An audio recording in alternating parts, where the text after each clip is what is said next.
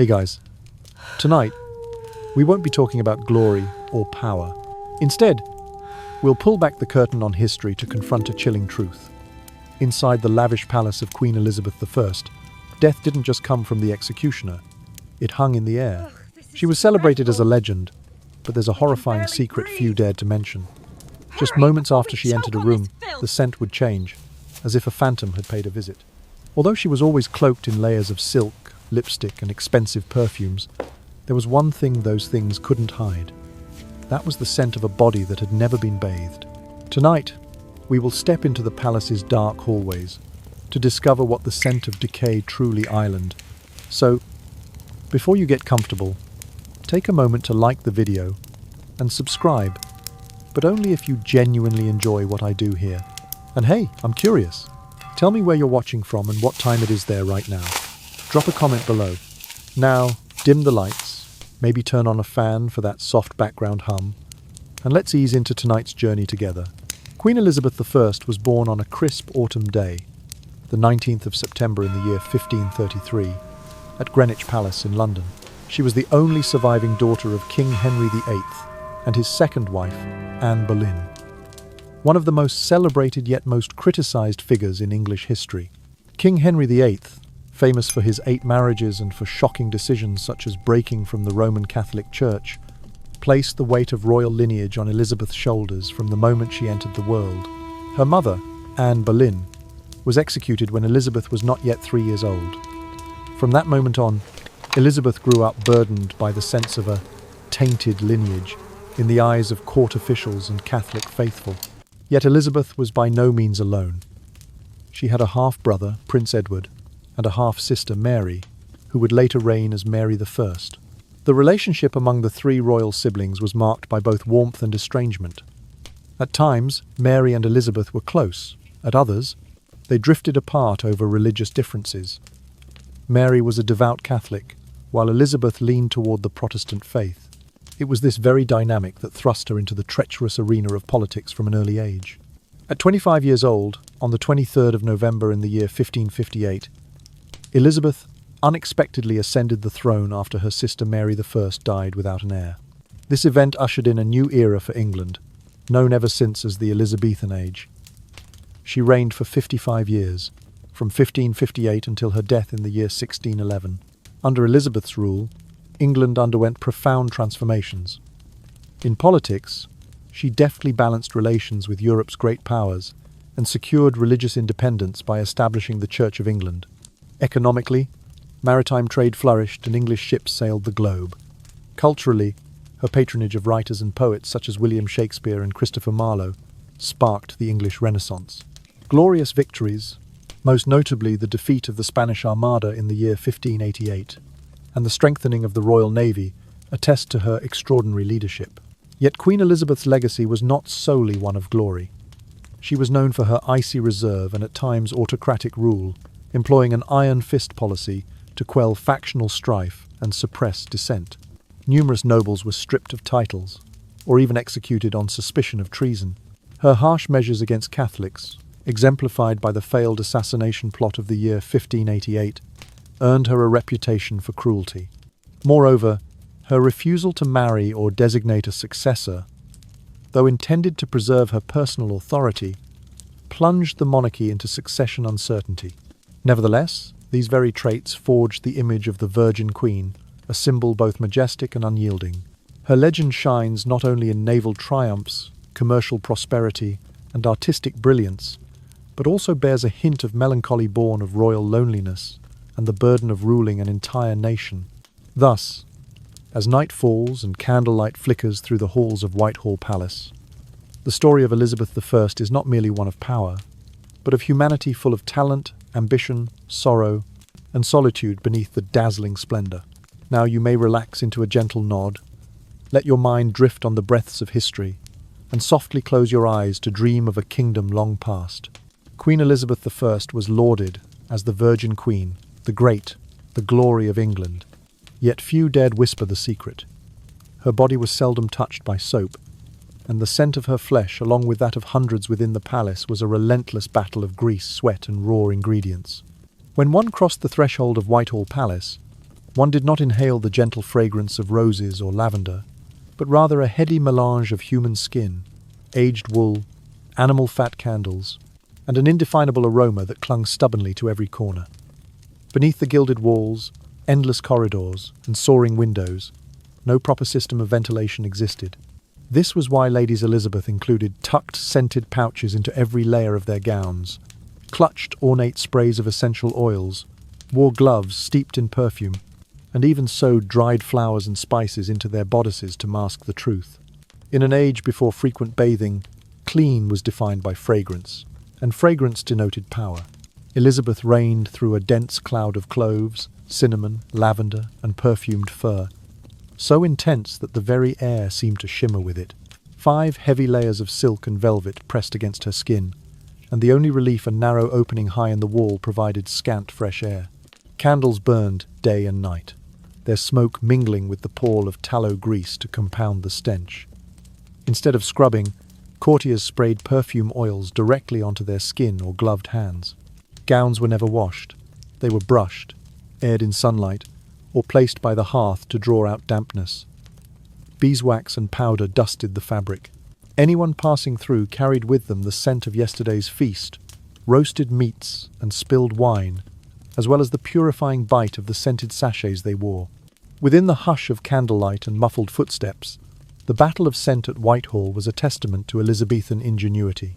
Women carried small phials of oil bergamot, rose, orange blossom to dab behind their ears, or on gloved fingertips whenever the stench threatened to intrude. Chambers bristled with bundles of herbs, rosemary, thyme, sage, tied with ribbons and hung from hooks. Pomander's gilded spheres, pierced with small holes, swung from belts and fans to release their perfumed power with every breath. Even the Queen's personal attendants walked ahead, scattering burnt resin on braziers to chase away the mustiness that clung to tapestries and feather mattresses. This was more than mere vanity. It was ritual, a belief that sweet air warded off disease. The court's reliance on scent was mirrored by its fear of water. Bathing, especially in warm water, was thought to open the pores to miasmas of illness. Thus, Elizabeth's hygiene consisted of vinegar and rosewater rinses, no lather, no soap applied with cloths to face, neck, and hands. Linen shifts and stockings, the only garments touching her skin, were replaced more often than outer layers, but even those saw only occasional rinsing. Perfumed gloves became barriers between her regal person and the world beyond, cushions of scent that nobles kissed instead of ungloved skin. A glove might be replaced at a moment's notice. A gown might outlive its freshness by season. At state banquets, the fragrance war reached its zenith. Hamburgers of musk and ambergris competed with echoes of burnt pine on the hearth. Guests held scented napkins to their faces, inhaling to steady their breath and hide the odor of damp cloaks and unwashed bodies. Even the royal table was strewn with petals and herbs, bowls of dried lavender, scattered orange peels, and carved wooden vessels of vinegar. It was said that to faint from perfume was the highest compliment proof of one's nearness to greatness. Diplomats wrote home of the atmosphere. Like a temple, like a spice market, like life itself before death takes hold. Yet, for all the layers of fragrance, the king's privy gardens could not cleanse the halls entirely. The parade of perfume merely decorated the deeper stench that crept from hidden drains and narrow stairwells. Servants learned which corridors to avoid, clutching sprigs of mint beneath their noses. When the Queen passed, the court bowed and inhaled, pretending not to notice as the aroma of her scented entourage mingled with the sour tang of pressed wool and damp stone. In this world, scent was sovereignty. To reek of decay was to be common. To mask that odour with exotic oils was to command respect. And so the battle of musk and mildew raged at the heart of 16th century England's power. Whitehall stood as both palace and perfume factory. Its splendour hinged on the illusion of cleanliness. In the hush that followed courtly whispers, one might almost forget the grime that brewed beneath velvet and brocade. Yet every breath carried the truth. That power was scented. That authority was perfumed. Queen Elizabeth I ruled not just with crown and sceptre, but with the force of her fragrance, an olfactory decree that no amount of soap could ever alter. Now, as you slip into sleep, may your dreams drift far from these halls of scented conflict, where the air itself bore witness to the fierce perfume of power. Whitehall was more than gilded walls, carved reliefs, and lavish attire. It was a repository of scent memories. With every footstep, every curtsy, every audience came the lingering imprint of human sweat and unwashed cloth. Courtiers filled sleeves with scented sachets, stitched dried spices into their armpits, and hung aromatic tangerine balls from their belts as olfactory armor. As the queen moved through her palace, her retinue bore perfumed fans, velvet pouches of dried herbs, and gloves steeped in costly oils, but even royal etiquette bowed before the more emphatic odors of damp wool, candle smoke, and clinging perspiration. Few dared to voice a complaint. From foreign diplomats to palace guards, all lowered their gazes, cupped their hands over their mouths, or drew breath through the folds of their sleeves. The melange of scents, a tapestry woven from roast meat at endless banquets, pressed fabric, stale chamber air, and the sharp tang of incense powder became a negotiated reality. To offend the nose was to risk offending the throne, so they learned to live in tandem with that heady haze. Scent in Whitehall was more than mere decoration. It was a language of power. Those with means flaunted pepper and frankincense shipped from distant lands, rose oil distilled at royal expense, and civet, a rare secretion of a wild cat filtered and refined for sovereign use. The impoverished, lacking gold coins for exotic imports, stuffed pockets with sprigs of rosemary or rustling strips of dried orange peel. Their offerings were humble but carried the same intent: ward off the murk of human existence and affirm their place in the palace hierarchy. Queen Elizabeth understood this dynamic better than anyone. Her fragrance was never accidental. It was weaponized. Each morning she surrounded herself with layers of civet oil, musk, and powdered starch infused with damask rose petals. Her attendants tucked sachets of crushed frankincense and ambergris into the seams of her gowns. A perfumed fog enveloped her as she descended staircase after staircase, a moving citadel of scent that proclaimed, before a single word was spoken, that this was a presence beyond the ordinary. Yet no matter how liberally she sprayed her entourage, no matter how dense the cloud of her chosen aromas, the underlying truths refused to vanish entirely. The kitchens, always alive with roasting joints and smoking hearth fires, exhaled waves of garlic and simmering broth that penetrated even the heaviest door. The humid air, trapped behind thick tapestries and heavy draperies, nurtured a subtle mildew, a reminder that these halls had stood for decades without true ventilation. In every room, the smell of worn wool and oiled leather persisted like a steady heartbeat. Royal perfumers labored to blend these discordant notes into a unified composition, a fine mist of oils and essences that softened the edges of decay. They combined clove and cinnamon for warmth, lavender and rosemary for clarity, and just a hint of civet for tenacity. The effect was not to eliminate the palace's scent memory, but to recast it. A transformed panorama, in which even the sharper odors seemed to take on a refined character, filtered through the prism of regal authority. Still, the battle was endless. When courtiers congregated in the presence chamber, the mingling of hundreds of perfumed bodies created waves of fragrance that ebbed and flowed like invisible tides. One moment, the dominant note was rose. The next, it was frankincense. Occasionally, a stray whiff of burnt tallow or spiced meat would surge through the congregation, a reminder that beneath the veneer of ritual and ceremony lay the persistent reality of perspiration and unwashed fabric. And yet no one challenged it. To acknowledge the stench was to expose one's own vulnerability. Instead, they perfected the art of layering more powder, more oils, more sachets. Even the silk linens behind the throne were sprayed with scented distillates. Velvet cushions trapped and released subtle whiffs of bergamot. Tapestries themselves were dusted with powdered herbs, hanging there as silent witnesses to the unending quest for aromatic supremacy. In the stillness that followed each court session, a tired hush fell over Whitehall's corridors. Torches guttered, their smoke curling upward in soft spirals. The shutters creaked in a faint breeze that did little to clear the air. Somewhere, a maid refilled the Queen's pomanders. A perfumer refilled crushed petals into glass jars. The palace exhaled its history with each breath, a layered legacy of bodies and fabrics and relentless ambition. So it was that Whitehall stood at the heart of 16th century England, as both palace and perfume jar, a domain in which scent was sovereign. Queen Elizabeth reigned not only through proclamation and decree, but through the meticulous orchestration of fragrance. By day's end, the air itself bore witness to her power, a lingering testament to the knowledge that in a world without running water and with scarce soap, scent was both shield and sceptre, a silent decree that whispered, "Here I am," long after footsteps had faded into the night.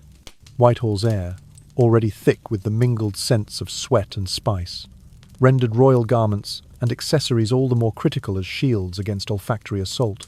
Imagine Leia's 5 heavy petticoats of silk, velvet and brocade, never washed, only brushed and fluffed, then hung by winnicardos or near hearths to air out.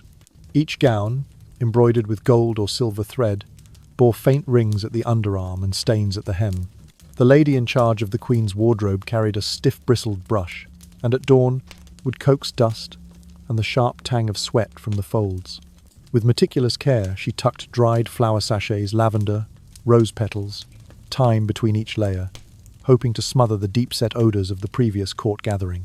Every seamstress stitch hid a blemish, yellowed patches surreptitiously covered by artificial blossoms or strings of pearls.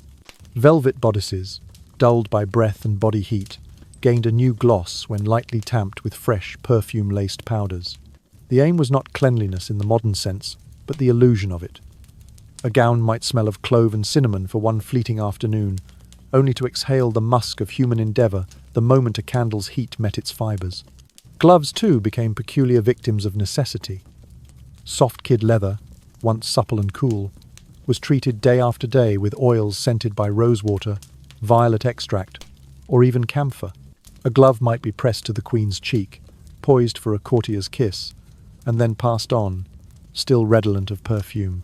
Young princes and dukes imitated this practice, rubbing a dab of scented oil behind each ear, pressing rose vinegar-soaked kerchiefs to their nostrils to hide the lingering bite of garlic or the heady aftertaste of wine. Airborne, the palace seemed suspended in a fine haze of powders and resins.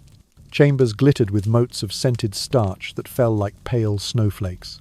Every surface, from tapestried walls to gilded banisters, took on a sticky patina of essential oils: ambergris, sandalwood, storax that mingled with the ever-present aroma of burning tallow candles. Some guests emerged from these halls with pounding heads and queasy stomachs, their senses assaulted by cocktail upon cocktail of exotic essences.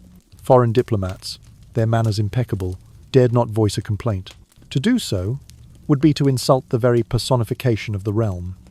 Instead, they coughed discreetly into embroidered handkerchiefs, or discreetly pinched their nostrils with a single finger. After elaborate feasts, roasted swans slicked with honey, spiced pies filled with minced poultry, cups of mulled wine, the corridors filled with a complex tapestry of scents, the rich warmth of roast flesh, the sweetness of sugared almonds, the acrid tang of underpaid servants' sweat. Many visiting gentlemen from France or Italy left Whitehall in a daze. They stepped back into the cool night air, only to realize they carried the palace's perfume with them, clinging to clothes, hair, even their very skin. The next morning they returned to their lodgings to find that the chamber so saturated with musk and citrus blossom that they dared not re-enter until hours of fumigation had passed. No window remained open long enough to clear the fragrance. Only time could dilute it, and even that was a slow mercy. In the diplomatic view, to complain of Whitehall's odours was to lower one's own dignity. One did not scoff at the Queen's scented domain. One absorbed it, bowed through it, and thrived within it if one wished to survive the intricacies of court favour. A misstep, a nose wrinkle, an audible gag might be interpreted as disdain, a subtle insult to the sovereign's carefully constructed aura. Yet beneath the opulence and the masquerade of aroma, there existed a kind of perverse solidarity. Nobles whispered to one another in hushed tones about the overpowering combination of civet and vinegar.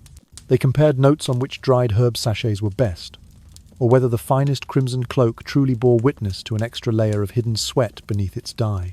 These private conversations took place in the shadowed corners of gallery corridors, where the scent lingered longest. Despite the discomfort, there was comfort too in the shared experience. Walk into any great hall during the Grand Masque, and you would see a sea of perfumed faces, all striving for the same standard. The perfect balance of fragrance that announced one's station. To carry the right aroma was to declare one's proximity to power. To smell merely of sweat and smoke marked one as a servant, or worse, a forgettable footnote in the grand chronicle of the Virgin Queen's reign. So, courtiers invested in tiny glass vials of musk oil, passing them discreetly from pocket to pocket as they moved through the palace. The greater your access, the rarer your scent. Ambergris, scraped from the depths of distant oceans, cost fortunes. Civet, harvested from exotic forests, carried a heady musk that lasted for days.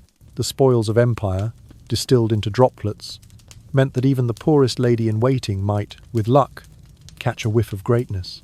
In that heady swirl of cloth and body and resin, Whitehall stood not just as the centre of government, but as the epicenter of a unique fragrance economy. Politics, after all, waged its wars in whispers and tokens not only of gold but of smell, and in the silence that followed each royal audience, the lingering trace of queenly perfume remained as the final, unspoken decree. Presence, power, and position could all be measured by a single, unforgettable scent. Not only did actual bathing occur only under the rarest of circumstances, but even the Queen's own limbs were generally spared from water's touch. A bath resembled a ritual more than a cleansing. First, her private chamber would be warmed with braziers and thick tapestries drawn to steam out the chill of dawn. A soft cloth, steeped in distilled herbal water, often infused with rosemary, rose petals, or lavender, would be quickly passed over her face and hands, the only skin ever permitted a hint of moisture, then gently patted dry. Wooden tubs or tin baths existed, of course, but they were seldom employed except during serious illness, when physicians insisted that a full immersion might help draw out fever. Even then, the occasion was solemn, attended by no fewer than 4 ladies-in-waiting and a pair of doctors, all arrayed in masks and gloves to avoid miasma. Otherwise, Elizabeth's attendants worried that true water bathing would open the pores and invite sickness to take hold. In place of water, dried herbs and scented vinegar performed the Queen's daily ablutions. A shallow bowl of rose vinegar, warmed to just above blood temperature, sat on a silver stand. Served from a tiny ewer, it was poured over a folded cloth and dabbed across her neck, décolletage, and arms never lower, never over the silk-lined shifts that shielded her skin. The rose vinegar stung slightly, its tang both refreshing and harsh, but it left a fleeting veil of fragrance that signified at least the illusion of cleanliness. Once the false bath concluded, a longer spectacle began, the ritual of makeup. The base was a thick white lead paste, mixed meticulously with wine vinegar to form a paste so opaque it erased freckles, age spots, and any hint of flesh beneath. Applied with soft cloths and sponges, it created a smooth, mask-like surface that gleamed like porcelain under candlelight. Next came the pearl powder. Crushed into a fine dust, it was dusted over the forehead and cheeks to catch the flicker of the flames, giving the illusion of inner radiance. Then a dash of vermilion, made from mercury sulfide, was tapped onto the apples of her cheeks, imparting the faintest hint of warmth, as though her blood lay just under that pallid skin.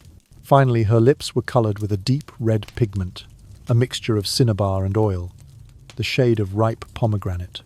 This entire makeup routine took hours, conducted under the hushed whispers of her ladies.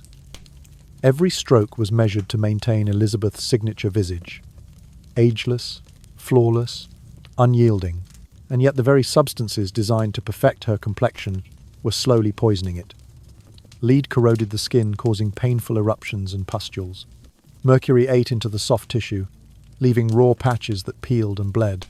The court's physicians could do little more than dab on soothing balms, rosewater, or oils of almond and lavender, and pray that her skin would heal enough to bear the next day's mask. Beneath these layers of cosmetics, the Queen's skin was often inflamed, the delicate tissue red and tender to the touch. At times, small cracks opened at the corners of her mouth or around her nostrils, letting droplets of dark fluid wick through her white foundation. Yet, even on days when her face might have betrayed agony, she insisted on presenting the same flawless countenance. Makeup was her final weapon against time and frailty, the unspoken armour that declared her impervious to the human vulnerabilities of pain and age. Court artists, too, participated in this grand deception. When they painted her portrait, they never captured a single blemish or wrinkle. Brushes swirled over the canvas, correcting any hint of redness around her cheeks or shadows beneath her eyes. A slight tremble in her hand was neatly erased, replaced by a delicate pose that spoke of ethereal calm. In each rendering, the Virgin Queen appeared as though she had never known suffering, reinforcing the myth of her perpetual youth and invincibility. And so it went, day after day. A ritual washing that was not washing, a makeup application that both beautified and betrayed, a personal routine traded for the veneer of majesty. While ordinary folk might scrub until their elbows ached or bathe in cold water to feel truly clean, Queen Elizabeth's regimen was a testament to a different ideal, where the appearance of purity was more sacred than purity itself. In her waking hours, she hid her humanity beneath powder and pigment.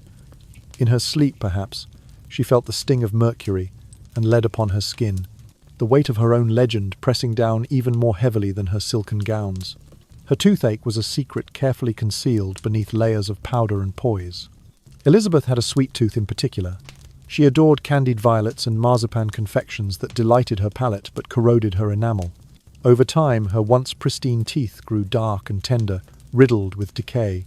The royal physicians had only a handful of remedies: a coarse powder of burnt alum to rub on her gums, dried clove nuts to gnaw upon for temporary relief, and, in the most desperate cases, the dreaded extraction without any form of anesthesia. When a molar finally gave way, there was no comforting lullaby or gentle sedation, only the cold bite of the forceps and the hush of waiting courtiers. Her breath turned heavy with the metallic tang of infection. Yet no lady-in-waiting dared comment on the change, nor did any ambassador mention it in his dispatches. Instead, every cough or wince was politely attributed to the oppressive warmth of Whitehall's galleries, the press of state affairs upon her mind, or the regal burden of the crown. In this way, Elizabeth's malady evaporated into polite euphemism, hidden behind the grand tapestry of her legend. Gradually, the palace guards and visiting nobles adopted a new form of courtly etiquette: the art of keeping one's distance. Conversations were lowered to hushed tones, heads bowed slightly, and gloved hands raised to the face. Each gentleman carried a perfumed fan. Each lady clutched a scented kerchief, and all made a point of never meeting the Queen's breath in the open air. What had once been an innocent gesture of greeting leaning in to whisper counsel became fraught with unspoken risk. The closer one stepped to Elizabeth, the more essential it became to carry an arsenal of olfactory defences. Fans of rosewater, gloves soaked in violet oil, and pockets heavy with sachets of dried orange peel. In this world, fragrance became an emblem of status. The wealthiest courtiers could afford exotic spices, peppercorns from the East Indies, frankincense from distant sands, while those of humbler means subsisted on rosemary sprigs or scraps of lavender. To smell of musk and ambergris was to proclaim one's rank. To smell faintly of unwashed wool and stale sweat was to confess poverty. And so the court was divided by scent, as much as by birthright or favour. Even the most intimate personal ceremonies were elevated to mythic ritual.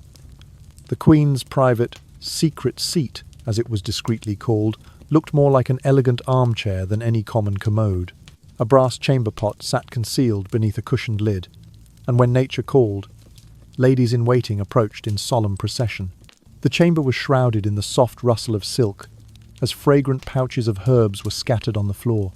Afterward, the area was swiftly perfumed with rose vinegar water and fussed over with fans of smouldering incense. No one dared use the vulgar term for the act. It was attending Her Majesty's comfort, or the Queen's private refreshment. The foul odour of human necessity lingered for only a few brief minutes before it was banished by the ministrations of the attendants. But even so, it served as a sharp reminder of a truth that no amount of powder or perfume could completely erase. The living body still gave off its own signals. A queen might be the very image of divinity in her portraits, but in the hush of the secret chamber, she was reminded that she remained flesh and blood, subject to the same functions as any mortal. So the ritual, so carefully choreographed, became a demonstration of control. The servants moved silently, hands gloved and eyes fixed on the task, while the Queen herself sat with that famous composure, never revealing more than the barest hint of discomfort. And when at last the scented cloths were gathered and the chamber door closed once more, the world resumed its measured breathing outside. In that quiet interlude, though, the palace had glimpsed its own frailty. Even amid gold leaf and grandeur, the body's simplest needs could not be vanquished by spectacle alone. And perhaps it was in this tension between the ideal of sovereignty and the reality of flesh that the true essence of Elizabeth's reign quietly endured. The Queen remained untouchable, yet achingly human, her very vulnerabilities transformed into yet another subtle stagecraft of power. And so the scented haze returned, the masked faces reassembled, and the court whispered onward, wrapped in an illusion as fragile and intoxicating as any bloom pressed in a perfume sachet. Under the glamorous facade and the carefully blended perfumes, Whitehall Palace concealed the simmering chaos of neglected sanitation. The royal drainage system, the privy chambers, the water conduits, all were left to fester. Cesspits and gutters clogged and cracked, leaks ran down ancient stone, and on more than one occasion, mouse carcasses, household waste, and rancid animal fat pooled around the tiles. Yet instead of dispatching a team of plumbers to clear the blockages, Queen Elizabeth preferred lavish festivals, opulent banquets, sumptuous attire, and splendid court entertainments, each spectacle reinforcing her untouchable image far more effectively than any network of sewers ever could. Now and then, a foul stench would rise from the privy vaults below, sneaking through the cracks in the masonry and into the grand reception halls. Guests would catch their breath, inhale delicately through upturned sleeves, or discreetly clutch scented pouches to their noses. But to complain openly about such vulgar odours was to risk embarrassment and to challenge the Queen's authority itself. Instead, the courtiers quietly scattered more dried blossoms, burned resins in censers, and positioned bowls of orange vinegar or rose vinegar along shadowed corners, hoping that these fragrant stratagems might overpower the earthbound miasma. Meanwhile, the royal bathing rituals remained little more than a formality. True immersion in water was reserved for grave illness, conducted in a sweating bath chamber warmed by heated tiles and infused with medicinal herbs. For daily refreshment, Elizabeth's attendants prefaced the ritual by warming the powder room, then dipped soft cloths into bowls of rose-infused vinegar or aromatic waters. They wiped her face and hands with gentle strokes, carefully avoiding any suggestion of soap or plunge bathing. After this perfumed abridgment of hygiene, Her Majesty would don a new layer of voluminous gowns, gloves, and her crown all redolent with musk and civet to mask any lingering evidence of sweat, oil, or candle smoke. Remarkably, those perfume-laden gloves, spice-filled sachets, and vinegar-soaked kerchiefs evolved into instruments of diplomacy. Every guest in the Queen's retinue received a pair of silken gloves and a handkerchief steeped in floral vinegar tokens meant to ensure their comfort before an intimate audience. Ambassadors from France, the Low Countries, and beyond would depart the banquet halls still faintly carrying the court's signature scent, a heady blend of rose, myrrh, and clove, both in awe of its complexity and braced by the knowledge of the ground-level reality it concealed. The banquets themselves became an olfactory arena. Trays of rose-conserved jars, bowls of candied nuts, chalices of spiced wines, and grease-scented tallow candles swirled together in such potent concentration that inhaling through the mouth provoked grimaces, and inhaling through the nose felt stifling. Courtiers learned to navigate the tableau with careful choreography, a slight bow, a measured inhalation through the cloak sleeve, then a serene smile. In this realm, enduring the undercurrent of less palatable scents of animal grease, unwashed fabric, and subterranean decay was itself a badge of noble standing. In short, Whitehall Palace was a study in contrasts between splendour and squalor. Everywhere one looked, gilded walls, silk draperies, and crystal chandeliers signalled imperial majesty.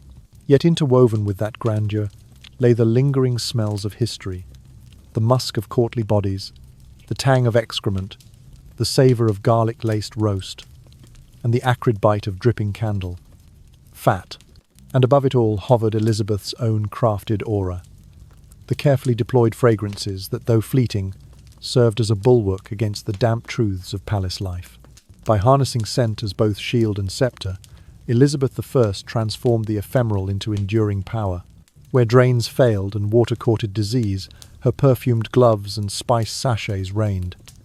The myths of her purity and inviolability lived on in every wisp of incense, every swirl of rosewater mist, and in the hushed hush of candlelit corridors, the courtiers moved like phantoms, masks of civility concealing the stench of human frailty. Thus did Whitehall stand, a monument to the alchemy of illusion, with the Queen's legend sealed behind a veil of fragrance, unscenting the truth beneath. The royal attire of Elizabeth I was not merely cumbersome and costly, it was a living archive of scent and story. Beneath each ornate gown lay layers of linen shifts, corsets, gilets, and brocade cloaks that bore the imprints of sweat, spilled victuals, chalky face powder, and the myriad fragrances applied over time. The linen shift, the layer closest to the Queen's skin, was washed and replaced more diligently than any other garment. Yet the outer layers, the tightly laced corset, the stiff gilet, the heavy brocade mantle, were rarely immersed in water. Instead, they were aired, brushed, and gently beaten to dislodge dust and moisture before being enriched with sachets of dried herbs and spices. Each dawn, the palace attendants performed their delicate ritual. First, they would remove the Queen's outer apparel with utmost care, unfastening every lace, unhooking each set of ties. Then, with a stiff bristled brush, they would sweep along the folds of the fabric, tapping out the accumulated humidity and any loose particulates. The garments would then be suspended on ornate wooden hooks near a narrow window or beside the hearth, where the crisp morning breeze or gentle warmth could carry away lingering dampness. Only after this airing would the attendants sew small pouches of lavender, rosemary, orange peel, angelica root, and musk into the seams. At the hem and along the bodice, they tucked tiny bundles of rose petals and civet-soaked wool, ensuring that when the Queen emerged, even from afar, a soft, sweet aura preceded her every step. Gloves, too, became instruments of olfactory diplomacy. The supple leather pairs were rinsed in bowls of rose vinegar solution, then soaked in ointments of distilled rose oil. Once dry, each pair was wrapped in silk-lined boxes scented with violet powder. Thus, any hand that kissed the Queen's glove encountered not the faint trace of perspiration, but the delicate intertwining of rose, violet, and licorice root. Handkerchiefs followed the same regimen, laundered in scented waters, then lightly pressed with bergamot essence before being folded into precise squares. The result was a system of indirect cleanliness, no water doused upon the skin, no soap to strip natural oils, yet an external freshness maintained through fabric and fragrance alone. The royal wardrobe chamber itself became a veritable olfactory greenhouse. Wooden cabinets held drawers of spice-laden sachets, shelves displayed gowns arranged by hue and weight. Racks of hangers bore rows of handkerchiefs. A corner held the Queen's jewelled slippers. Visitors to the palace often shuddered when they leaned close to admire the gold-embroidered stitches or pearl-encrusted collars, only to inhale the heady, mingled scent of centuries-old fabric and distilled rosewater. This phenomenon was known among courtiers as the ancient aroma, that unmistakable perfume of time congealed within linen and velvet. Despite the glittering surface of metallic threads, pearls, and gemstones, each embellishment served a dual purpose. The reflective qualities of seed pearls, spangles, and gilt beads played with candlelight, making the gowns shimmer like living constellations. Yet these same materials also trapped oils, wax, and particulate from the air, deepening the garment's fragrance profile. Elizabeth understood that her clothes were not simply regalia, but dynamic ecosystems in which perfume interacted with her body's own scent and the ambient odours of Whitehall. The resulting symphony of smell, rose and civet overtures, underscored by traces of aged wool and toasted candle fat, was utterly unique, impossible to replicate except by donning the very same layers. Thus, the Queen's attire became a nosal shield. Before guests ever glimpsed her embroidered hem or jewelled ruff, they inhaled a cascade of rosewater and musk. As they drew nearer, the complexity of the aroma intensified a carefully engineered stratagem to veil any sign of fatigue, illness, or the unwashed residue of life. In this way, the power of scent emerged as a central pillar of Elizabeth's sovereignty. Every morning, every change of gown, every anointing of glove or kerchief was executed with the precision of a military campaign, meant to disorient and to dazzle, to affirm that nothing unseemly could persist beyond the outer facade. Even the simplest interaction with a footman, a guard, or a foreign envoy became an exercise in this invisible theatre. A bow, a curtsy, a kiss upon the perfumed glove, all accompanied by a whisper of fragrance that reminded onlookers of the Queen's absolute command over her own presence. In the hush of the great hall, where the swirling currents of human breath met the simmering glow of candlelight, those who lingered too long risked succumbing to the headiness of it all. Some guests complained of sudden headaches or bouts of dizziness, only to be gently reminded that no adornment was complete without its ritual acceptance of risk. To recoil from the scent was to reveal oneself as less than the polished elite. To endure it was to claim one's place among the anointed few. In this grand choreography, the Queen's clothing and accessories functioned as both armor and envoy. They bore witness to her wealth. Only the richest could afford civet oil imported from foreign lands, or musk procured at great expense. They demonstrated her mastery over nature, transforming animal byproducts and potent herbs into a coronation of smell. And they concealed the most humiliating evidence of human vulnerability, the damp memento of a night's rest, the faint trace of illness, the stubborn odor of unclean soil. By maintaining this daily ritual, Elizabeth and her retinue crafted an olfactory illusion so complete that it transcended reality. Guests left Whitehall with memories not of polished marble or polished speeches, but of a scent that lingered long after they had returned to their own abodes. Letters sent back to capitals across Europe spoke not only of the Queen's political acumen, but of the ineffable fragrance that declared Her Majesty before any proclamation could be heard. And thus, the legend of the Virgin Queen was not only painted in portraits and immortalized in verse, but perfumed into eternity an aroma of power that, like her reign, seemed destined to outlast the mortal confines of flesh and cloth. When it comes to the origin of her hair and the elaborate wig system that Elizabeth pioneered, we uncover one of the most astonishing royal fragrance secrets of all. The Queen's natural hair, once a vibrant flame of ginger, gradually softened to pale silver, thinning and shedding until it could no longer support the towering styles expected of her rank. By her mid-30s, she had already begun to rely on artificial hairpieces, commissioning tens of wigs woven, curled, dyed in wax, and dusted with powders to achieve her signature silhouette. Each wig, each toupee was carefully shaped, then liberally sprinkled with violet powder, cinnamon, or rose essence, before being stored in lined wooden boxes scented with dried leaves. No one dared wash these precious hairpieces with water for fear of dissolving the binding resins or flattening the carefully sculpted curls.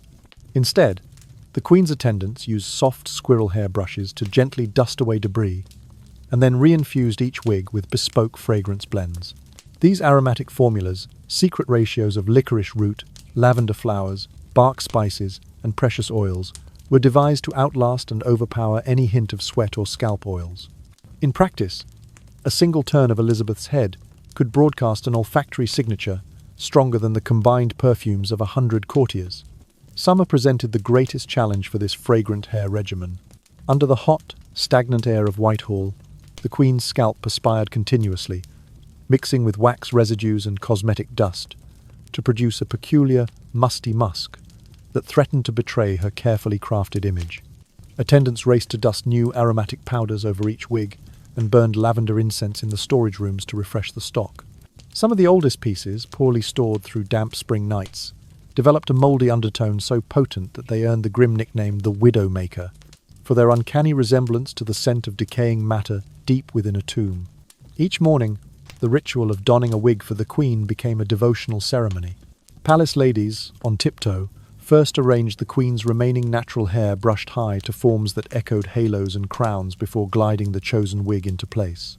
They aligned it exactly to frame her face, ensuring no stray strand revealed the wig's seam. Only when the final layer of lead-whitened powder and crushed pearl dust had been applied, and her lips tinted with bold vermilion, would the wig be fastened and scented one last time. This olfactory armor cloaked Elizabeth in a complex scent cloud that masked any trace of human frailty.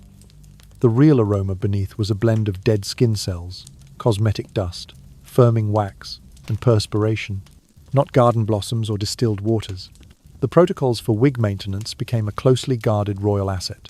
Each toupee was labelled with its date of creation, the precise blend of aromatic ingredients used, and the recommended interval before rescenting, a schedule maintained by the Queen's headdresser and her most trusted chambermaids. This meticulous record-keeping ensured that no wig ever lingered too long or lost its potency, for a single waft of stale scalp odour might undermine Elizabeth's aura of unassailable authority. Beyond the wigs themselves, The very wardrobe chambers, those sanctuaries of silk, velvet, and brocade served as living fragrance farms. Wooden cabinets laden with scented sachets stood next to racks of heavy gowns and towers of gloves. Visitors often shivered at the close inspection of embroidery, only to recoil at the mingled miasma of aged textiles steeped in successive generations of perfume. This phenomenon, ironically celebrated as the ancient fragrance, marked each garment with the perfume of time itself, a layered tapestry of royal presence. This confluence of hair, cloth, and scent was no accident. Elizabeth understood that clothing formed an aromatic environment in which her body's own fragrances blended seamlessly with imported oils and local herbs. Her layered ensembles, from corsets to cloaks, became living diffusion chambers, a strategic olfactory display that announced her arrival before her silhouette even appeared. The heavier the embellishment pearls, spangles, gemstones, the more surface area there was to trap and re-release her chosen scents.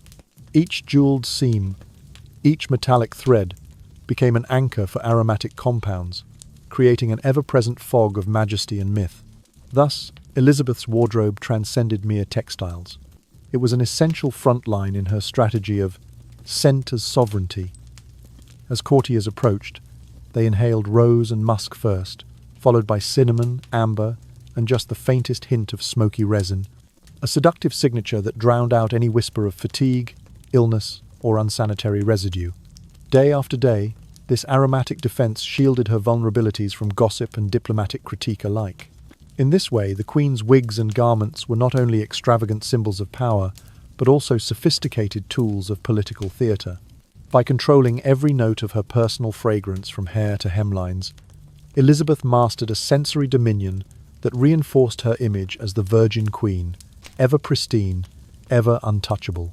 The mystique endured long after each wig was retired, woven into the fabric of legend, and even today reminds us how scent can wield as much influence as any crown or scepter. When entering the great hall of the royal palace, guests did not merely step past stone columns and gilded organ pipes. They stepped into the very heart of fragrance, a place where each individual bore a distinct aroma, weaving together a complex olfactive tableau. The bishop carried a faint whisper of mint from his morning breath. The ambassador trailed subtle notes of rich cream from his evening lotions. The Grand Chamberlain still smelled of garlicky stew from the night before, and the ladies in waiting exuded the sweet, dusty musk of worn velvet and perfumed gloves. As these varied scents mingled and collided in the vaulted space, all paled before the sovereign's own aromatic presence. When Queen Elizabeth advanced, her fragrance a masterful chimera of rose, musk, and warm frankincense washed over the assembly, instantly asserting her dominance in the scented hierarchy. In that dense atmosphere, the sense of smell became a tool of social classification. The most exquisitely scented person claimed the highest rank, while anyone bearing the faintest trace of impurity was deemed inferior. Visiting envoys from foreign courts would often capitulate within minutes, their senses overwhelmed by the palace's olfactory menu, the musty wool of aged tapestries, the acrid tallow smoke from countless animal fat candles, the wood smoke and cooking fires of the kitchens, the faint metallic tang of archers' leather, and the furry musk of courtiers clad in furs. Yet from the very moment Elizabeth glided through the doorway, her signature bouquet absorbed and outshone every discordant note, ensuring that bowing, whispered conversations, and courtly obeisance all revolved around her scented orbit. Every gesture at court was performed in the language of scent. A bowed head might brush past a scented kerchief, inhaled softly through a perfumed sleeve. An outstretched hand offered a linen handkerchief steeped in orange blossom or bergamot. A courtier inhaled deeply, then spoke only in hushed, reverent tones. Over years of palace life, noses were trained to pass out each layer in the Queen's symphonic fragrance. A brisk citrus overture, a shimmering violet mid-note, the deep resinous bass of myrrh and sandalwood, and a lingering musk that teased the senses. One small misstep, a surfeit of civet oil, or a lack of dried rose petals in a gown, was enough to brand a courtier as uncouth or unworthy of favour. To minimise olfactory missteps, the court cultivated a breath avoidance culture. Courtiers learned to lower their breathing rate, to to speak in almost imperceptible whispers, and to drape fine linen handkerchiefs across their noses when moving through the scented haze. In many council sessions, ministers refrained from standing too close to the Queen. They maintained at least a single measured footstep of distance, spoke only when the fragrant breeze carried Elizabeth's presence past them, and then inclined their heads in acknowledgement. This methodical choreography ensured that no one ever lost the subtle contest of noses, for scent was deemed as crucial as any decree, any gown, any flourish of rhetoric. Queen Elizabeth herself understood all too well that the nose could be more credulous than the ear or the eye. Through the deliberate cultivation of her personal bouquet, she answered plots and conspiracies not with words, but with fragrant cues. When a courtier detected the delicate musk she favoured hidden within the folds of her gown just before she passed, they grasped without question that her power was palpably present in the room, and no one dared obstruct her path. The great hall's fragrant tapestry extended far beyond individual perfumes. It embraced the very air as a testament to power. Candles of tallow, though an ill-tempered smoke, formed the backbone of the olfactory stage. Meanwhile, clusters of dried herb bundles at each corner attempted to neutralize the worst scents from below stale air, wafting up from the neglected drains of the lower levels. Yet these last-ditch efforts only served to enrich the complexity of the royal scentscape. Even the seemingly mundane palettes of dining tables contributed to the overall aromatic drama. Bowls of rose-petal jam, platters of spice-crusted game, goblets of mulled wine steeped in cinnamon and clove, and trays of candied confectionery, all released their own odours, merging with the musk of the privilege to create a living, breathing olfactory theatre. In such an environment, every aspect of courtly life could be conducted through scent. When ambassadors entered the audience chamber, they were presented not only with radiant pageantry but with a bottled message. Respect the throne as you would a fortress secured by roses and incense. A terse diplomatic rebuke, a subtle shift in scented tokens, or the omission of a perfumed glove could be as potent as any handwritten letter in conveying favour or displeasure. The nose, refined by years of courtly practice, became a receptor for nuance and nuance alone. Yet, the Queen's mastery of fragrance was no mere novelty.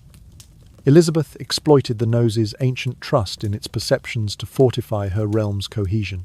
In a land fraught with religious divisions, foreign intrigues, and the ever-present threat of rebellion, the unbroken veil of her personal aroma was a thread of unity and awe. Whether on state occasions, intimate councils, or grand masques, the scented aura she maintained served to remind every subject that they inhabited. A space defined by her sovereign will visible in her garments, and indubitable in the air they breathed. Indeed, the great hall's perfume legacy endured long after any single visitor departed.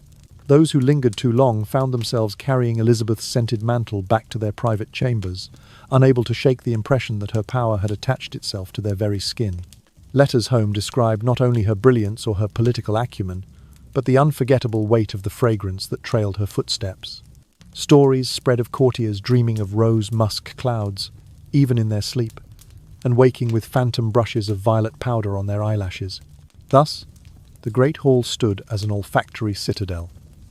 Stone and tapestry, gold and glass, draped bodies and whispered speech, all served as silent witnesses to the fragrant stratagem at its heart. No sword, no cannon, no sudden edict could rival the subtle might of a well-tuned aroma wafting through the corridors. In that scented realm, Elizabeth I reigned supreme, her power encoded in every sniff, every inhaled breath, a reign conducted in the hush of perfumed awe. And as guests returned to their distant courts, they carried with them not only tales of her valour and her wisdom, but the spectral imprint of her lingering scent, an invisible testament to the enduring potency of fragrance as a weapon of statecraft. Every morning the preparation ritual for the Queen stretched on for hours, evolving far beyond a simple act of dressing and becoming a sacred ceremony in its own right. It began with her attendants applying a mask of white lead powder to every inch of her exposed skin, so thorough that not a single freckle or imperfection remained visible. In that luminous layer of chalk bath, her skin seemed to vanish beneath a fragile porcelain veneer.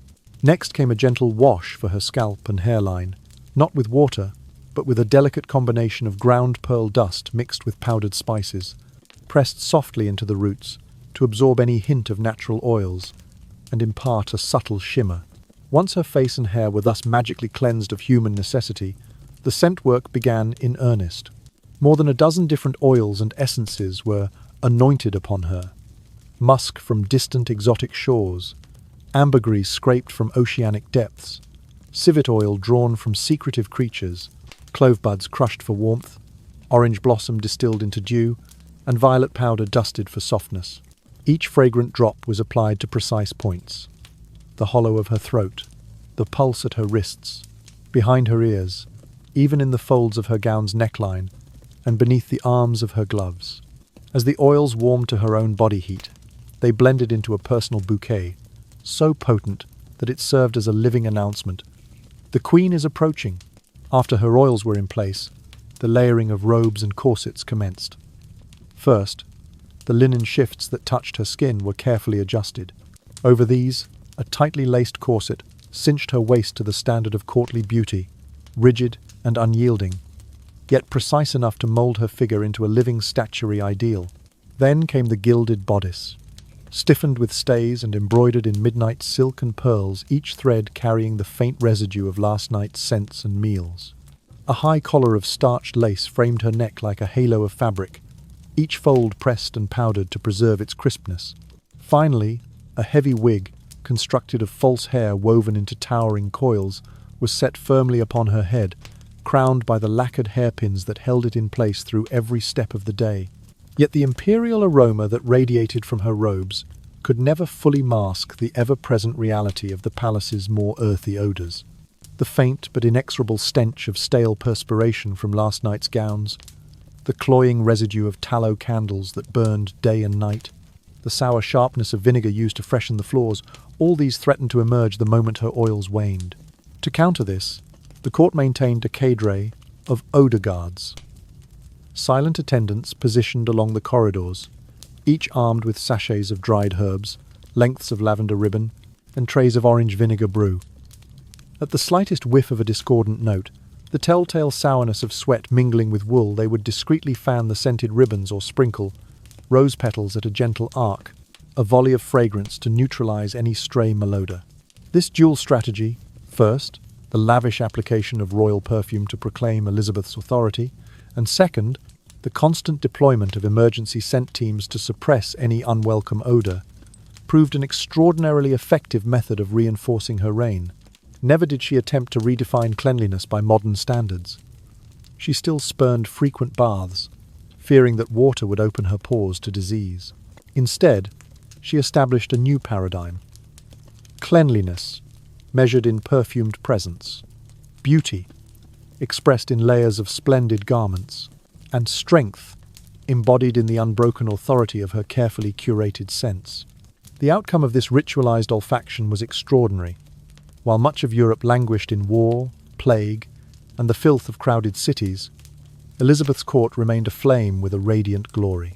Foreign ambassadors, upon returning to their own capitals, carried tales not only of her naval victories and diplomatic triumphs, but also of the haunting, scented legend that defined her rule. In dusty archival letters, one finds references to the Queen's fragrance that haunts one's memory, as if the very air of the palace had been distilled into something unforgettable. That legend of scent still endures in the annals of British royal history, reminding us that power need not rest solely upon armies or thrones. It can rather dwell in the intangible realm of the senses, especially the nose, that silent arbiter of truth. For if an empire is built on perception, then the perception of a sovereign's scented dominion can be more formidable than any fleet or fortress. On mornings when the sun had yet to chase away the soft chill, the palace's grand corridors shimmered in half-light, scented tapestries swaying gently as if breathing. Each step of her approach was accompanied by her scent's progression. First a whisper of ambergris from the antechamber, then a sweet bouquet of orange blossom in the great hall, and at last the full embrace of rose and musk in the presence chamber.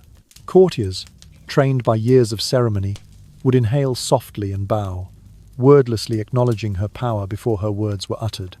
Even in her final years, when age and infirmity crept upon her, Elizabeth maintained the fragility of this fragrant empire. Though her limbs grew weary, though her body ached with the hidden ravages of time, she still rose each day to be reborn in powders and oils, girded by corsets and crowned with perfumed hair. In that daily rite she affirmed not only her own unbroken sovereignty, but the enduring might of an invisible weapon, one that coursed through the palace's veins like a secret stream, delicate yet unstoppable. And so, the story of Queen Elizabeth I concludes not only in treaties and chronicles, but in the very essence of her scented legacy. It whispers through the winds of royal history, an olfactory testament to a reign that mastered the most subtle of arts.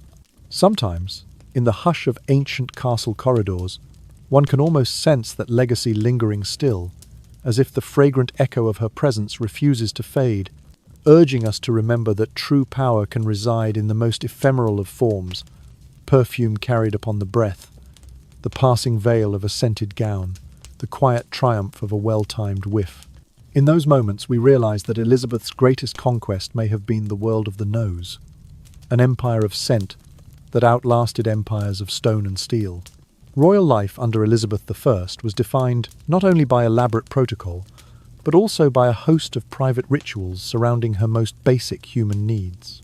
Whenever the Queen required relief of her physiological duties, an entirely separate, discreetly curtained space was prepared. A piece of furniture known as the close stool, resembling little more than a cushioned wooden chair, was placed with solemn ceremony in the corner of her private chamber. Velvet drapes and floral-patterned curtains surrounded it, parted just enough for her personal attendants to step in and offer assistance when summoned. This intimate procedure was governed by rules as strict as any the court observed in grand ceremonies. First, a layer of freshly laundered linen cloth, saturated with fragrant vinegar and gently wrung out, was spread beneath the stool to catch any drips and to diffuse odours. A small ewer of rosewater was provided, not for bathing but for the essential tasks of washing her hands and, if deemed necessary, cleansing the skin. Surrounding the stool, sachets of dried herbs, rosemary, lavender, mint were scattered on low tables and hung at intervals so that the air remained, at least in theory, breathable and soothing. Once the Queen had taken her seat, attendants stood at respectful attention just beyond the drapes, ready to offer exactly what was requested.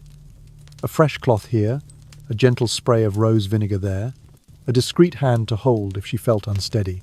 The entire act was conducted in hushed tones, as though any raised voice might shatter the fragile barrier between royal dignity and base necessity. As soon as the task was complete, soft linen swabs, impregnated with spiced wine or scented vinegar, were used to lightly disinfect and refresh the area. Then, every scrap of cloth, every cloth diaper or linen piece, was carefully wrapped and sealed in waxed bundles to be carried off by a specially appointed privy cleaner. Oh! The selection of these cleaners was itself a subject of extreme confidentiality. They were drawn from the lowest rungs of the servant class, yet above scullery maids, chosen for unwavering loyalty and sworn to the strictest silence. Their sole existence was devoted to the removal and concealment of the palace's physical evidence of humanity. They bore away the Queen's private refuse in solemn procession to a remote outbuilding, ensuring that no hint of her mortality remained within the gilded walls. Even with such vigilance, however, the faintest trace of the close stool's distinct aroma lingered beneath the fabric-lined drapes. The subtle tartness of vinegar, the lingering warmth of muffled air, the earthy whisper of herbs tucked into every crevice, all served as a constant reminder to the royal attendants that no matter how lofty her rank or how precious her personage, Elizabeth's body remained bound by the same mortal constraints as any other. That paradox of a sovereign both transcendent and utterly human only reinforced the performance of power. The reality of her needs was never denied outright, but was instead confined to a ritual sphere under total control. Beyond the curtains in the public eye, the palace retained its image of unassailable cleanliness and grandeur. Yet behind that impeccable facade, every detail of her hygiene was orchestrated to reinforce her authority. Her close stool was but one element in a network of rites that spanned every aspect of her daily life, each designed to conceal the messy truths of flesh and excretion. By confining such processes to a sealed, scented enclave, the Queen effectively declared, "Yes, I too am human, but you shall never see it." This absolute management of her private functions had broader political implications. Rumours of a monarch, unburdened by normal bodily needs, would have undermined her legitimacy, inviting whispers of unnaturalness or witchcraft. Conversely, any evidence of squalor would have diminished her prestige and emboldened enemies at home and abroad. The close stool ceremony thus became a silent oath between Elizabeth and her court. Honesty about her needs, yes, but only within the bounds of protocol. Outside those bounds, the myth of her immaculate perfection remained unassailable. The very accessories of this ritual were steeped in symbolism. The velvet drapes bore the royal crest, the floral fabric chosen for its reputed ability to neutralize malodor. Potted herbs, rosemary for clarity, lavender for calm, myrtle for purification, lined the perimeter as living emblems of the Queen's self-mastery. Even the copper basin used for hand-washing was engraved with the Tudor rose, a reminder that every drop of water served not hygiene alone but the continuity of the dynasty. Yet it was the sheer theatricality of the affair that elevated a simple act of relief into an instrument of sovereignty. To witness the close stool procession, its attendant, the discreet curtaining, the careful handling of linens, was to understand that Elizabeth's body was more than a vessel. It was a stage upon which the drama of monarchy unfolded. Every movement asserted her right to rule. Every scented cloth underscored her command of her own flesh. As dusk fell over Whitehall Palace and candlelight flickered against gilded wood, the echoes of that daylight ritual hung in the still air. Guests departing from the royal presence might remark on the cathedral hush of the corridors or the faint whisper of herbs on the breeze, never guessing that those same currents had borne witness to the Queen's most private moments. In the silent folds of velvet, behind the tapestry of formality, lay the unspoken truth. That power, for Elizabeth I, resided not only in her sharp mind or resolute will, but in her capacity to transform every aspect of her humanity into a carefully staged spectacle. Thus, the close stool, that humble chair of necessity, became emblematic of a reign defined by control. The world saw her as an icon of purity, a paragon of eternal youth and regal detachment. Yet beneath that image lay a sovereign who embraced her own mortality, then refined it into another means of asserting her supremacy. In doing so, she reminded us that in the corridors of power, even the most ordinary human acts can be transformed, by ritual and discretion, into instruments of rule. And so, the story of Elizabeth's private privy stands as a testament to her lasting legacy. The art of governing not only through politics and war, but through the shadowy mastery of the body's secret rituals. One of the least expected yet deeply symbolic habits of Queen Elizabeth I was her ritual of hand cleansing, more emblematic of courtly elegance than of any practical concern for hygiene. Rather than immersing her hands in water or lathering them with soap items scarce and mistrusted in her era, she kept at the ready a small, exquisitely embroidered handkerchief. This delicate square of linen, often worked with silver thread and minute floral motifs, was lightly moistened with rose vinegar or a distilled water infused with rosemary. When the moment arrived, the Queen would lift the cloth and, with the softest of gestures, pass it over the palms and the backs of her hands, performing what her attendants called an ablution, a symbolic purification that preceded any solemn act, whether the grasping of her ceremonial scepter or the signing of a royal decree. The hand-cleansing ritual took place at precise intervals. Immediately after a session of the Privy Council, upon conclusion of a formal audience, or moments before she affixed her signature to state papers. In every instance, the Queen's movements were deliberate and unhurried. She would reach for her ivory-handled vinaigrette, remove its gilded lid, and dip the fine cloth into the scented liquid. Then, as though offering a private benediction, she would draw the cloth from wrist to fingertip, ensuring that each surface was touched by the fragrance of rose or the herbaceous memory of rosemary. The resulting aroma was subtle yet unmistakably present, a gentle invitation to all within sight that her hands had been consecrated by scent. No mere personal indulgence, this ablution served multiple purposes. First, it marked her hands as sanctified instruments of royal authority. To receive a handshake or a document from Elizabeth was to witness her pristine touch, unsullied by dirt or doubt. Courtiers and diplomats alike understood that those hands had undergone a ritual as exacting as any religious rite. By extension, anything those hands might handle, be it the orb and cross of sovereignty or the fragile scroll of a peace treaty, was imbued with a tangible sign of her care and precision. Second, the ceremony controlled the physical distance between sovereign and subject. Only those deemed appropriate to approach for an exchange of tokens, whether a glove, a ring, or the hand itself might witness the final stroke of fabric against flesh. Every other onlooker was expected to bow their head, to avert their gaze slightly, and to acknowledge the ineffable barrier that lay between the Queen's body and the wider court. In that brief interval, as the scent of rose vinegar drifted upward from her hands, the unseen power of her person radiated outward more potently than when she spoke any command. Third, the hand cleansing established a rhythm to her day that underscored the dual nature of her rule, at once human and mythic. Though she endured toothache, back pain, and the general frailties of flesh, she never allowed her public person to appear anything less than chaste and immaculate. By adopting repeated ablutions, she wove through her court a sequence of soft, scented reminders that although she moved among them, she remained set apart by ritual and by the authority it represented. This practice was mirrored in the etiquette expected of those who accompanied her. When a courtier extended an object, a petition, a scroll, a ceremonial key toward her, he or she would hold it with fingertips, raising it slightly before her. As soon as the Queen's handkerchief came into play, the attendant would retreat a discreet pace, allowing her hand to sweep over the document or token. Then, with a graceful incline of her head, she would take it into her palm, the scent of rose or rosemary signalling that it had passed from the profane to the royal sphere. On rare occasions, foreign ambassadors brought their own scented cloths, hoping to match or complement Elizabeth's chosen aromas. Some might carry silk ribbons dipped in rosewater.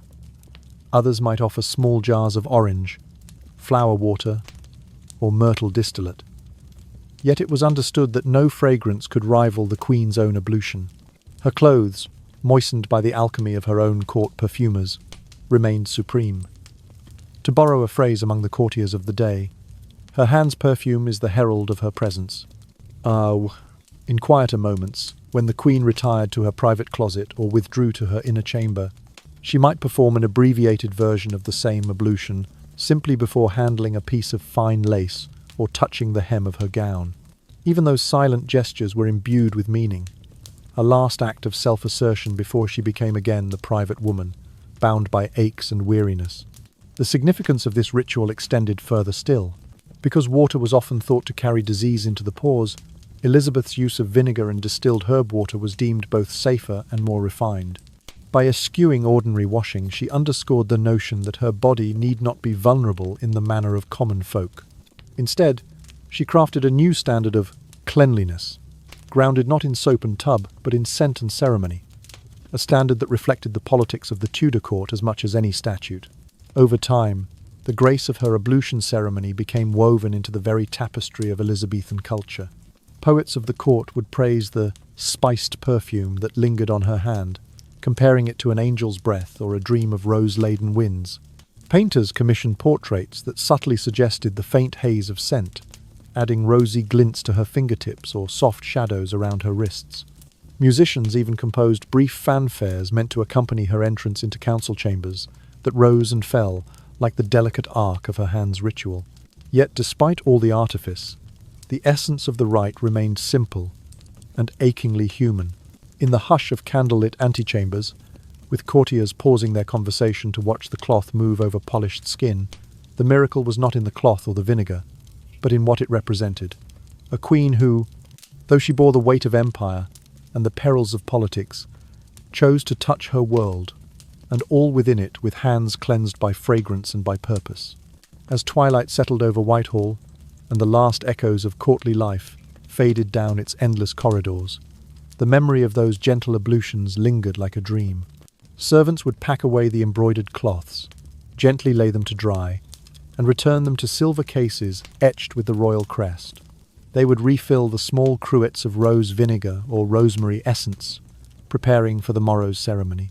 And when dawn's grey light crept through the windows, the Queen would rise again, ready to greet her day with the same measured grace, the same perfumed blessing, and the same quiet reminder that power, when wielded with ritual and restraint, could be felt in even the subtlest breath of fragrance. In this way, the humble handkerchief became more than an accessory. It became a sigil of sovereignty, proof that in Queen Elizabeth's realm, every rite, however small, could be woven into the fabric of her legend.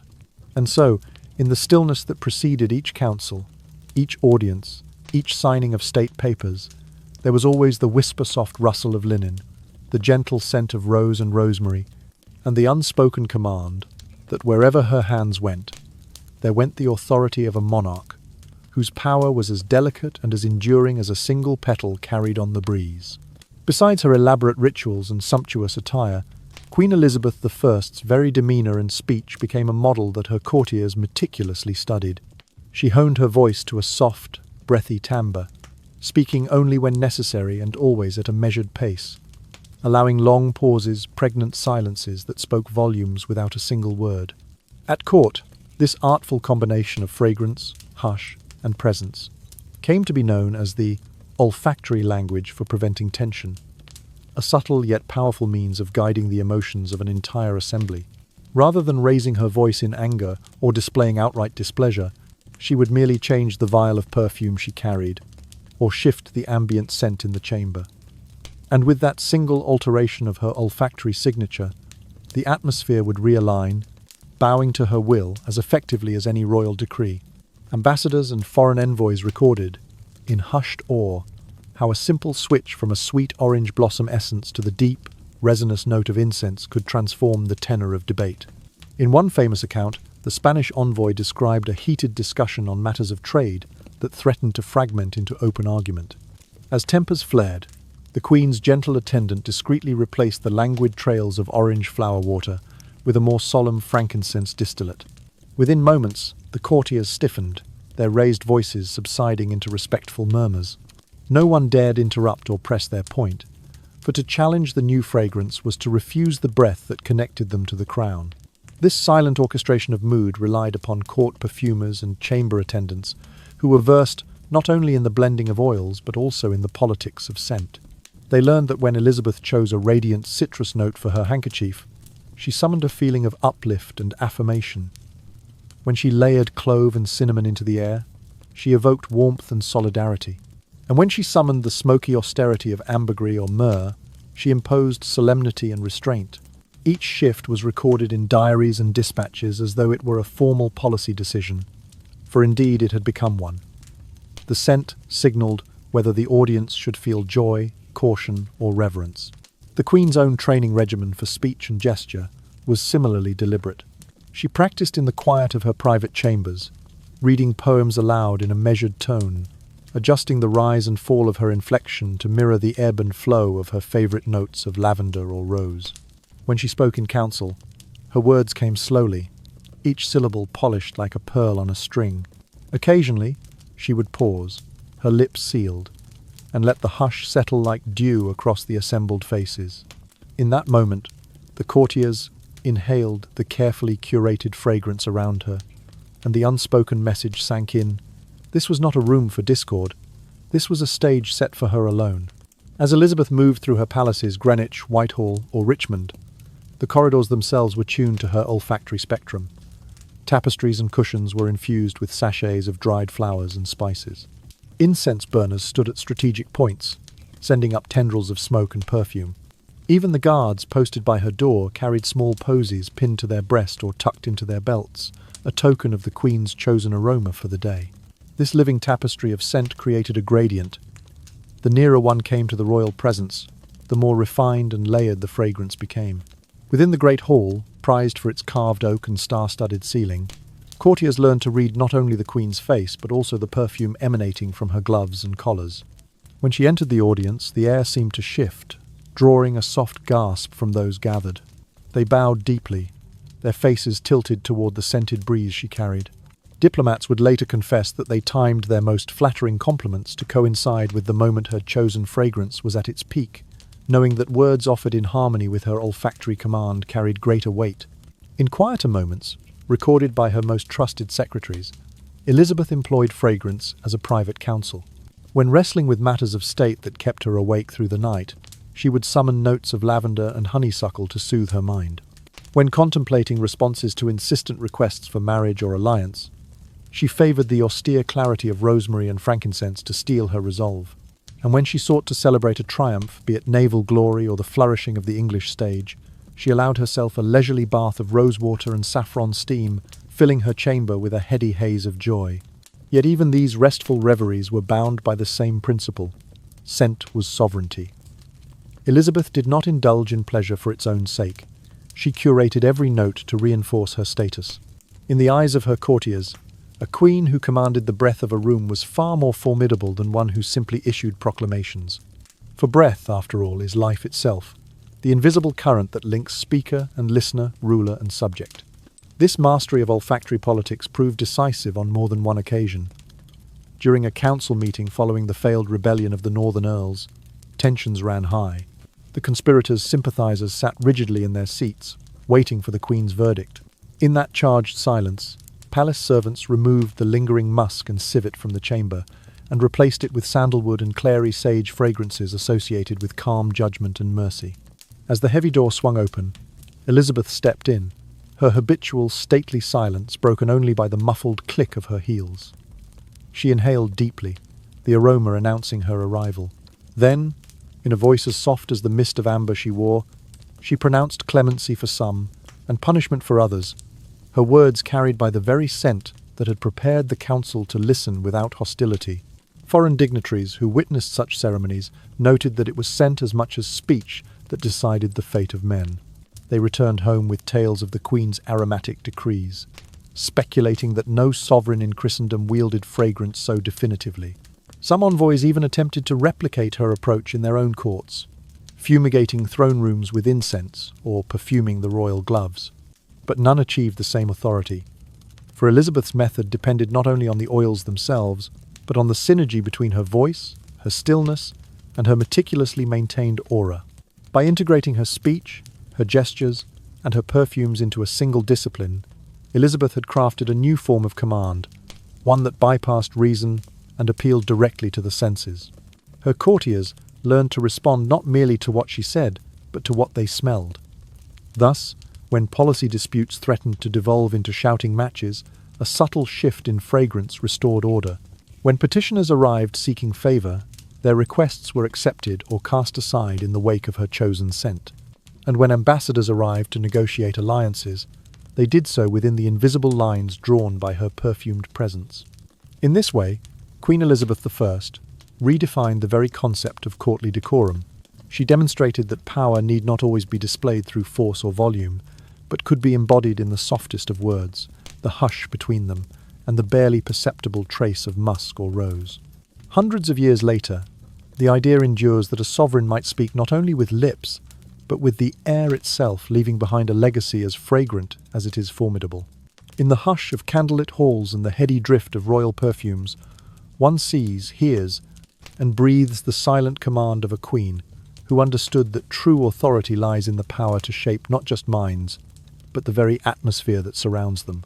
Within the royal household, even the most humble servants were bound by the invisible but unyielding law of fragrance.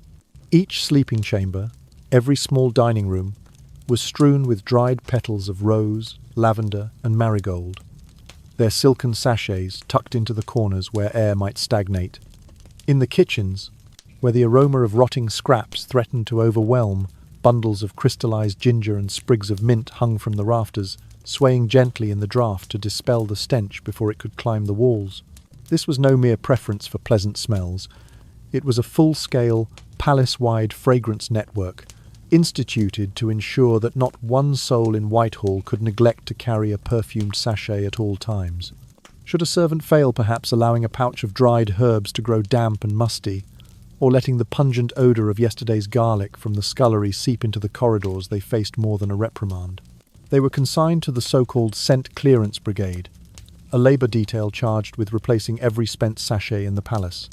At dawn, these wayward keepers of the fragrance law silently assembled, each handed fresh burlap pouches brimming with rosemary, thyme, and powdered rose petals.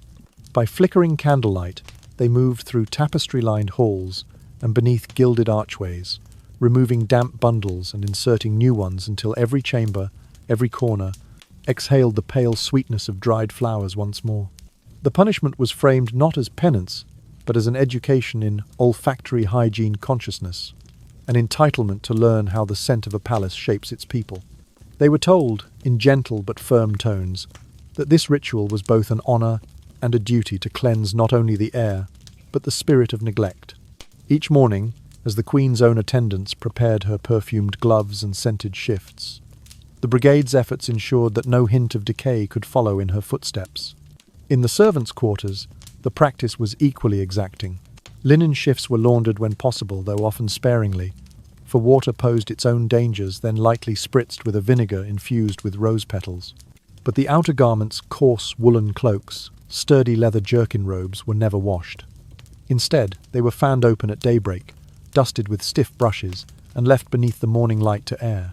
Once the dampness evaporated, the attendants carefully hid small sachets of sandalwood and cassia bark within the folds, tucking them into hidden seams. Any garment found lacking its sachet invited a silent mark of shame among the staff. Even at mealtimes, the fragrance protocols refused to yield to appetite. The maitre de would announce each course as a procession of aromas. A tureen of spiced pottage simmered with cloves and pepper would be flanked by bowls of sugared almonds scented with cinnamon. Yet the ornate serving dishes stood on linen-covered tables, beneath canopies of dried herb garlands, meant to mask the inevitable odours of reheated meat and rancid drippings. Should a whiff of marrow or fat escape its proper channel, a discreet servant offered a perfumed handkerchief embroidered with violet motifs, a silent reminder to quell discomfort without complaint. Even the laundry rooms, where one might imagine relief from the pall of palace scents, were subject to the same rigorous standards. Washing vats, rarely filled, were reserved for the Queen's linen alone. Elsewhere, servants used trays of heated vinegar vapours to swipe over wooden floors, believing the tangy fumes would sterilize and deodorize the slate tiles. The air was thick with the clash of sour vinegar and sweet petals, an olfactory layering that served as constant proof of the realm's commitment to the law of fragrance. Yet for all this grand orchestration, the servants were ever mindful of the underlying truth. The palace's decay rested only yards below their feet. In the dim gardens behind the kitchens, waste carts waited to bear away refuse to the Thames. A broken drain pipe might send a bitter stench drifting through the rose beds, prompting a fresh deployment of lavender sachets and burning of benzoin resin at the garden gates. The Queen's perfumed aura could not chase away every raw odour of palace life, but her subjects laboured ceaselessly to keep those reminders at bay. It was said in hushed whispers among the ladies in waiting that the fragrance network itself had become a self-sustaining ritual. The Queen need not ask for sweet airs or citrus notes. The palace already breathed them. In that silent compliance, her authority went unchallenged. No one dared claim the stables smelled of horse sweat, or that the great hall retained echoes of coal smoke and stewing soups. Instead, chrysanthemum petals and burnt rosemary filled every niche and nook. As midnight approached, the palace hush deepened. Candles guttered low, and the last of the scented wicks flickered out. In the stillness, one might hear the faint rustle of sachets shifting in their hiding places, proof that even in darkness, the law of fragrance held sway. It was a reminder to rise with the dawn, to replace every spent pouch, and relight every resin burner, so that when the Queen moved through her realm again, her fragrance led the way. Thus, in Elizabeth's household, sanitation and scent were inseparable. The grandest halls and the humblest quarters alike were woven into a tapestry of smells, each blossom, bark, and spice a note in the palace's endless ode to power.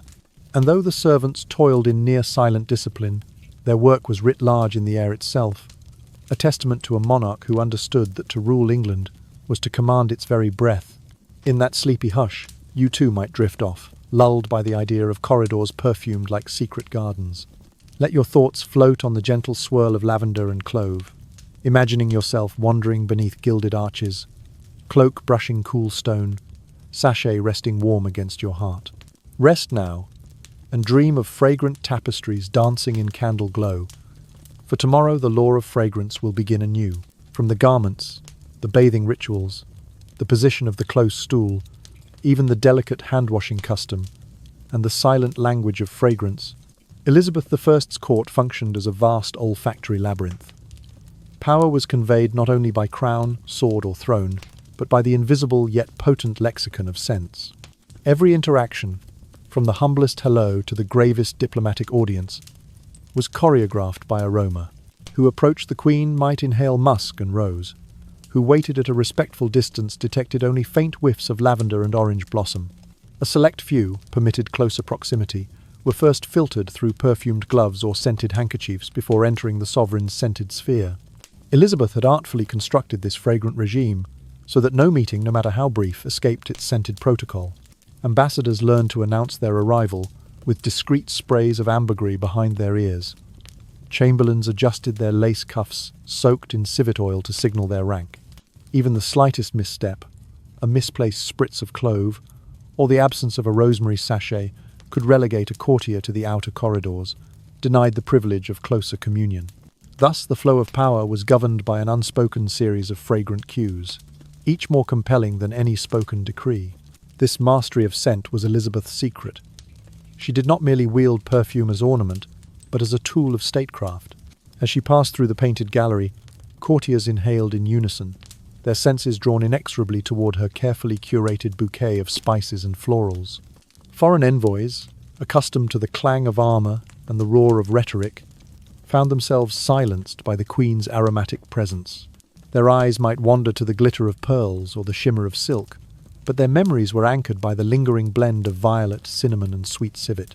By modulating her fragrance, Elizabeth could reshape the atmosphere of any chamber. A shift from the cool green notes of rosemary to the warm embrace of ambergris signaled the transition from council deliberations to evening confidences. The courtiers, trained over years to decipher these aromatic signals, responded with deference. Heads bowed, voices softened, tensions dissolved. Those who dared disregard this scented diplomacy found themselves edged out of favor, replaced by others whose linens were crisper, whose gloves smelled of bergamot and sandalwood. Across Europe, monarchs and ministers whispered of England's scented sovereign, marveling that her true power lay not only in ships that roamed the seas, nor in alliances forged by treaty, but in the subtlest conquest of the human senses. Ambassadors wrote of the invisible army that preceded her, the incense, bearers who trailed a path of frankincense and myrrh, the hidden burners wafting juniper smoke along the tapestry walls. Even before the Queen's carriage doors swung open, the great hall was suffused with a fragranced expectation that quelled dissent and commanded respect.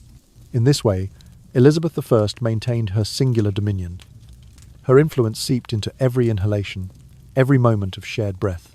To stand in her presence was to surrender one's own scent, to be enveloped instead by her carefully layered perfumes. And so Europe trembled, not only at the sight of her sovereign countenance, but at the subtle reign of her olfactory empire. In the hush that follows a whispered sigh, and a final exhalation of rose and amber one, understood at last the full extent of her power, a power that dwells not only in spoken word or steel, but in the very breath of those who dare draw near. And so, after a journey immersed in the scents of Queen Elizabeth I's court, the audience might wistfully realize that that opulent, splendid royal world contained not only silks, jewels, and thrones, but also an invisible system of order, the language of fragrance used to sustain power. Through today's video, we have not only heard about the rather unsavory secrets of Whitehall Palace, but have also been invited to reflect on how humanity, in any era, always finds ways to transform the most natural, physiological aspects of life into cultural markers, status symbols, and tools of social control.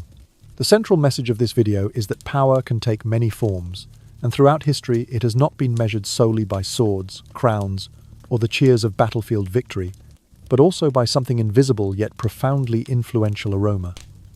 That fragrance acts as a cloak, simultaneously creating the illusion of purity and serving as a weapon to conquer the mind. Queen Elizabeth I, with her brilliant olfactory power strategy, proved that to rule an empire, sometimes all one needs is to dominate the sense of smell. So what value does this video offer today's viewers? First, it sparks curiosity and understanding about a little explored corner of history, the intersection of hygiene, culture, and politics. Viewers have the opportunity to revisit an era in which cleanliness was not merely the action of soap and water, but a complex symbolic ritual.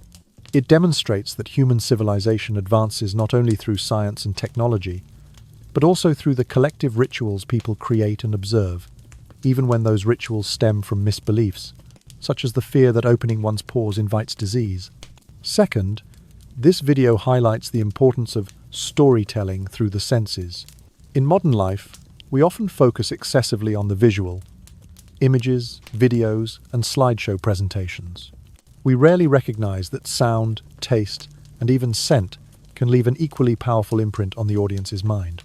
Queen Elizabeth's use of fragrance as part of her communication strategy underlines that any brand, organization, or individual today should pay attention to multi-sensory experiences, from the ambient scent of an office to the distinctive flavor of a product to the auditory atmosphere of a workspace. Third, the lesson in reading and recognizing scents encourages us to value our sense of smell, a sense we too often neglect. In the rush of city living, we pay little heed to the natural fragrances of plants or the air around us. This video reminds us that every scent, pleasant or unpleasant, conveys information about people, environment, and even history. Cultivating our sense of smell can help us slow down, observe more deeply, cherish the natural world, and appreciate the spaces we inhabit. Finally, although none of us will replicate Elizabeth's elaborate ritual system or her refusal to bathe, we can still apply several creative lessons in modern life. Cultivate a personal olfactory signature. Just as Elizabeth chose pepper, musk, and ambergris, we can find a signature perfume or essential oil that makes us memorable whenever we enter a room.